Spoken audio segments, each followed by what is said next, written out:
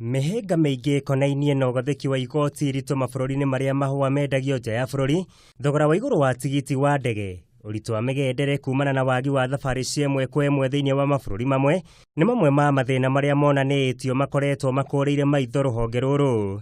I think moving forward we need to accommodate each other more in the supply chain management, especially the private sector being accommodated by the regulatory authorities. Taru kwina monanio arimi a Kenya ni tukoretwo tukihota guthie monanio miaka ĩrĩa ĩroka miaka ĩrĩa ĩkoretwo hau Netherlands, China kwina thoko nyingĩ twotete kuingira.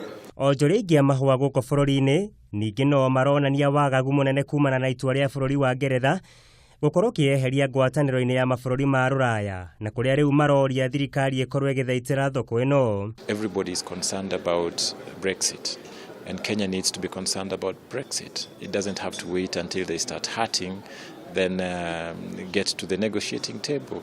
The earlier the better because the effect is real.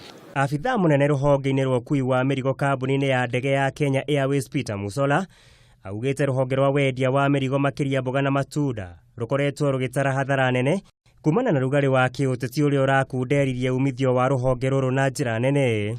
The minute they stop importing, our warehouse revenue is affected.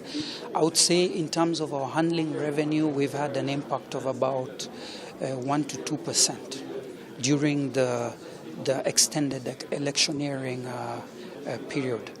Makĩria ma andũ nuthu milioni kuma gũkũ bũrũri-inĩ memathagĩrwo boco wao kũhetũkĩra rũhonge rũrũ na rũrĩa rũkoretwo rũnyitĩrĩire gĩcunjĩ kĩa 1.6 gĩa ũtonga wa bũrũri.